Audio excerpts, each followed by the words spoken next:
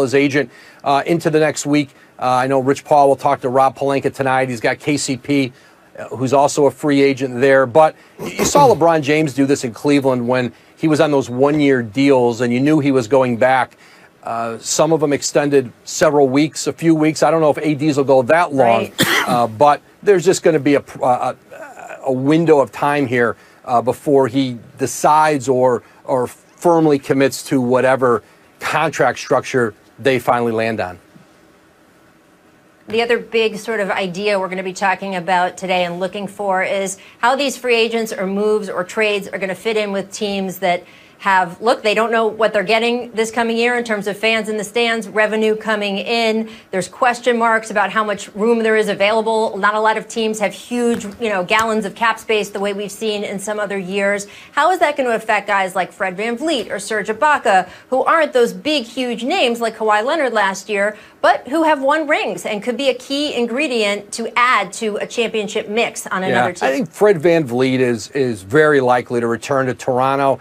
Maybe it hurts him in his negotiations as to what number he can get to with the Raptors on his extension versus if there were a lot of teams with cap space and he had a lot of, maybe some more viable options out there. But I think VanVleet returns to Toronto. But I think two of Toronto's free agents, Serge Ibaka, Marcus Gasol, very much up in the air where they play. Those are two players who a lot of teams around the league want to talk to here in the next a couple days, and I think Toronto would like to keep as much of the group together as they can.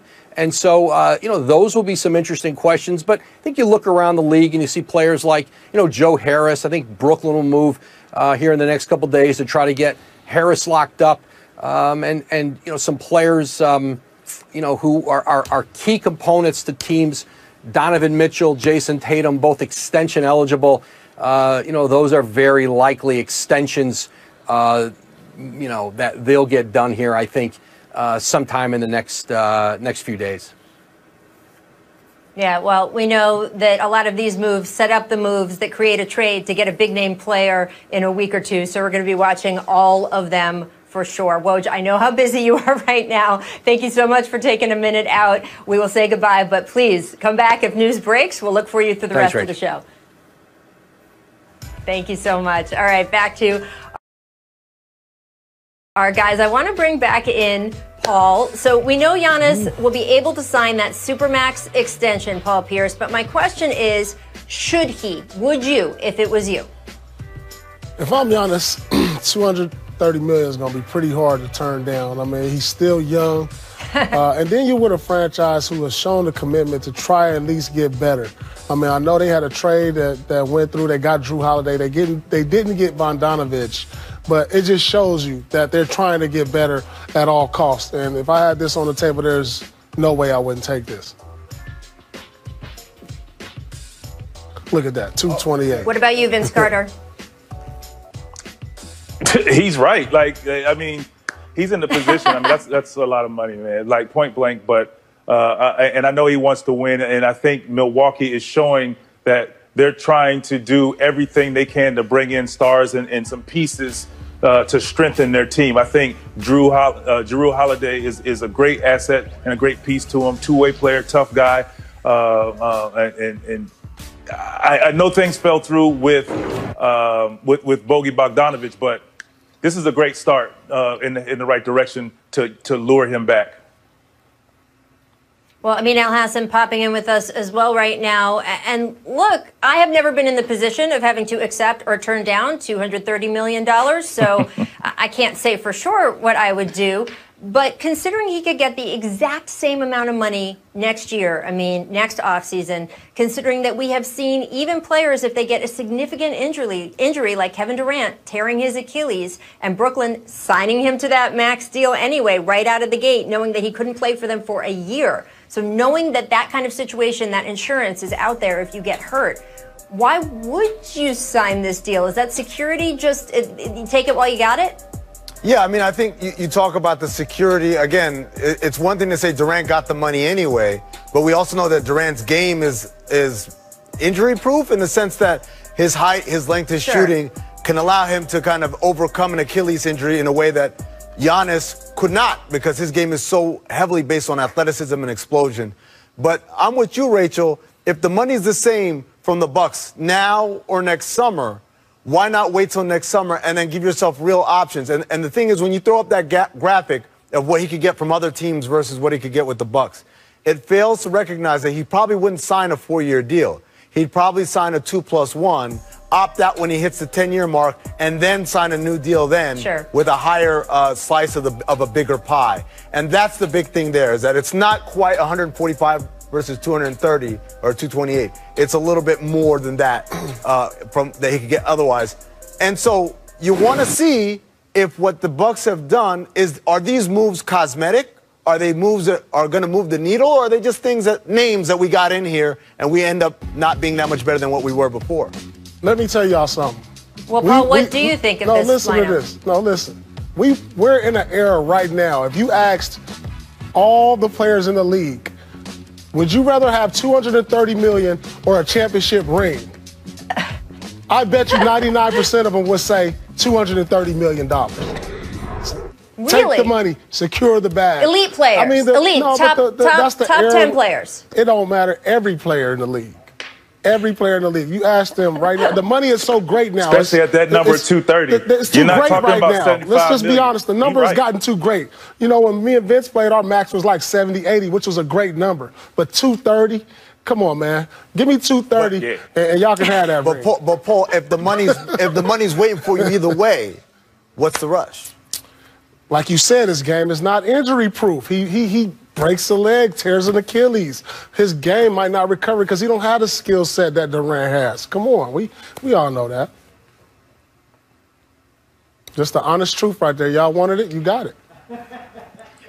Well, look, I'm operating in a world where, again, you talk to me or Amin, whose max salary never hit $70 million, Paul Pierce just saying. $230 million is an insane number, but I'm also living in a world where I just saw James Harden turn down a 2-year, $103 million extension. So I'm seeing guys, because, you know, James basically has made about $300 million by the time this current contract he's on is going to be over, and saying, okay, I care a little bit more about winning. Anthony Davis had the chance to make more money with the Pelicans and still asked out to go to LA because he said, look, I do have a lot of money already in career earnings. I care more about winning. So it's not unprecedented, but I will say that the Achilles injury or something like that, the threat of that is real because we're seeing so many of these to key players. It's not just Kevin Durant. We learned yesterday, guys, about Klay Thompson, right?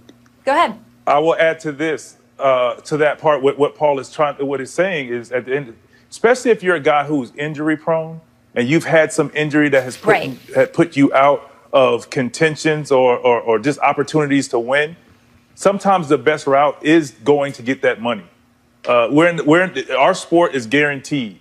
So when when you have that money locked up, you have it locked up. So, you know, what it means saying and what Paul is saying, they're both saying great things. But it's like, if you're a guy that's been injury prone, you don't want to take that chance at that number. Not that number. Not that number. Well, that's certainly true. And by the way, Paul, like even if you're not a guy, Maybe 230? Nah, not that number. Not on duty. I mean, I guess we better listen to the millionaires. I was going to say, even if you're not a guy who's injury prone, you have to think about it. Klay Thompson, of course, tearing his Achilles. You have to remember, he was the Warriors' Iron Man, right? Yeah. Can sign that long-term extension we've been talking about with the Lakers. All roads, of course, lead to him staying in LA. He does have some choices. And as you heard Woj say in our last block, he's not expected to commit in the immediate days. Brian, can you explain a little bit about what's going on here to our audience, what his options are, and is there any point they should start getting nervous?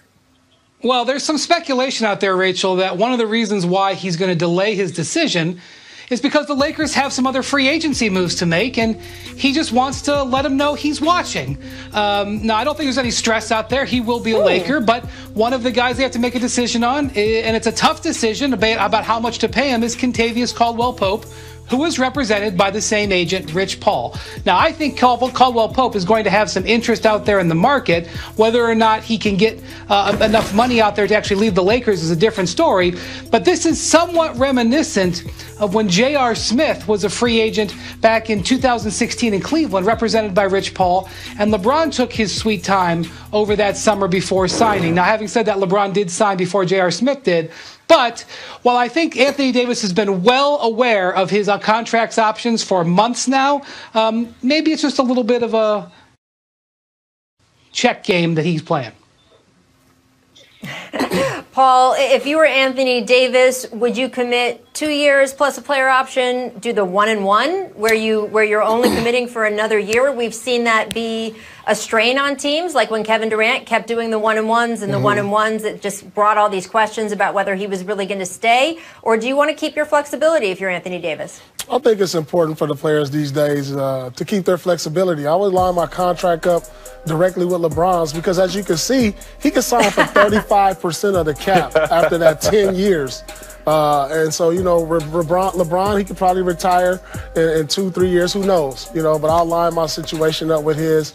But what Anthony Davis got to understand is you're a Laker, you won a championship. Now, if you decide after 2 years you don't want to be a Laker or 3 years you don't want to be a Laker, it's like, to me, where do you go from there? And so I really would start thinking long term. I would think even for a 5 or 6 year deal. I mean, because after you may win another championship as a Laker. There's nowhere else you can go after being a Laker after winning 2 championships and being the face of the franchise long after LeBron has left. So, I mean, his options are open, and that's a good thing to have these type of options for Anthony Davis to make these type of decisions, because he's one of those players whose game is injury-proof also. He's 7 feet, athletic. He can do so many things with the ball. He can shoot, soft touch, handle the ball. So, sky's the limit for this kid. Whether he stays healthy or not, he's still going to get a great deal. So maybe 2 is the way to go. I like what you're saying, Paul, and I agree. He really has some flexibility. I think lining his contract up with LeBron is a great thing to do. You know, win as much as possible. And then down the line, obviously, you could do the 1-and-1s back at home. I know that was talked about. I think Chicago, a couple other teams where he could possibly go back. He could do his 1-and-1s then. But right now, you want to win as much as possible. And he can make a lot of money on a very good team with the chance to win another championship back-to-back possibly. So I think right now, I don't walk away from that opportunity. I mean, I think, you know, at the end of the day, he's going to be a Laker. And that's just, they're just giving all these, you know, just doing, like you said, playing the game a little bit. Yeah, I know I'm signing there. I'll sign later, you know, just for the drama, you know. What's life without a little bit of drama? And by the way, Paul, I know that you have your number retired in Boston. Right, exactly. I know, Paul, you have your number retired in Boston Garden, but you're clearly always an LA kid if you're saying, what could you possibly want besides playing for the Lakers?